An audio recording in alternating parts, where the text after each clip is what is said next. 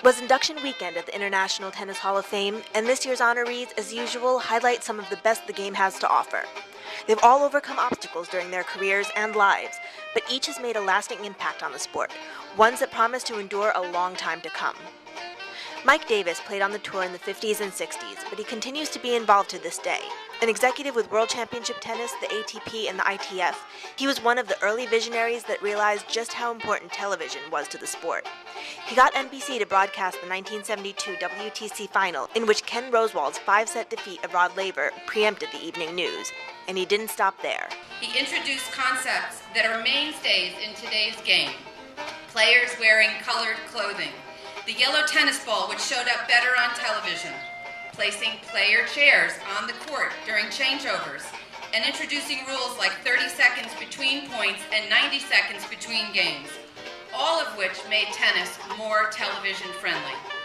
He even has ideas for where the sport should go today.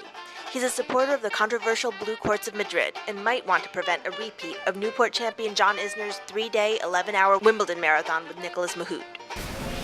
I really think the Grand Slams have to look at 5-set matches.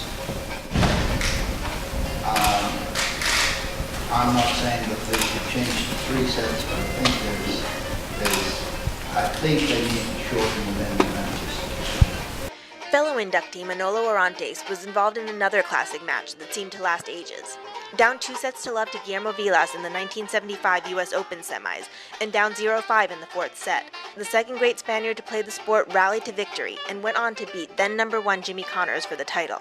It was his only major, but he went on to found a tennis academy in Barcelona which trained champions like Alex Corretja, Arantxa Sanchez Vicario, Conchita Martinez, and Alberto Costa.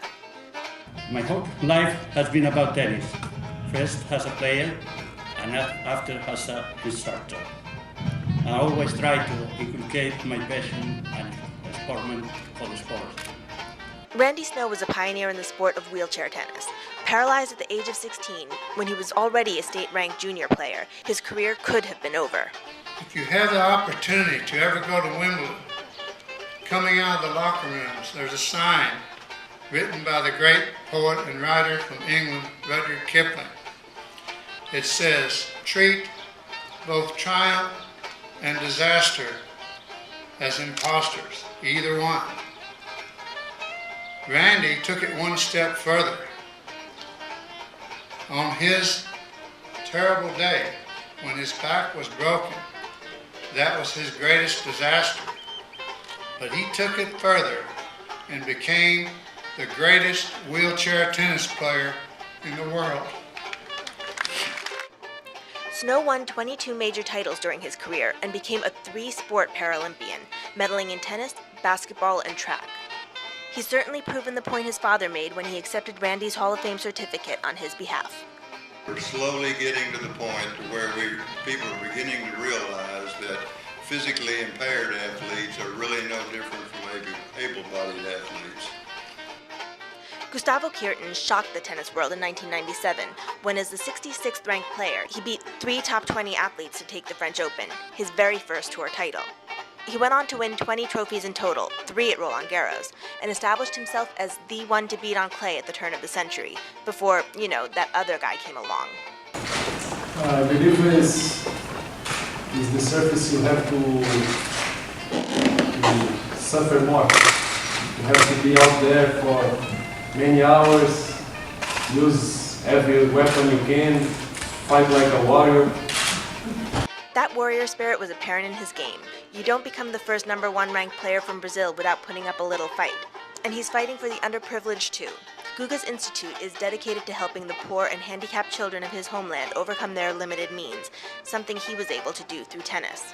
Guga won the respect and admiration of people through his conduct in tennis and in life.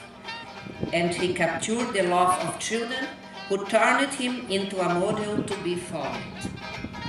He succeeded because he believed in himself and because he laughed and loved intensely.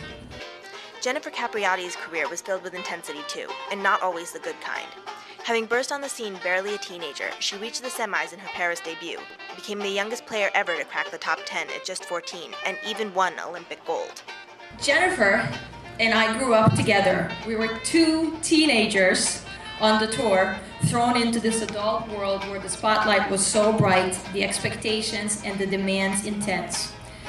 The pressure certainly got to Capriati. After a first-round loss at the 1993 U.S. Open, the 17-year-old took a break from the sport and started making headlines of a different variety.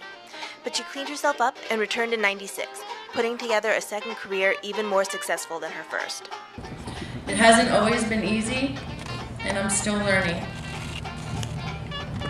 The transition and the acceptances I've had to make have been some of the most difficult, and I've had to work hard on letting go. Letting go of the fact there might not be any more comebacks. But I don't need to be on a tennis court to be part of this game. I don't need to be on a tennis court to remember who I am. Tennis will forever be in my heart. And that sentiment is true for all of this year's inductees. From the International Tennis Hall of Fame in Newport, Rhode Island, thanks for watching TennisSpin.net.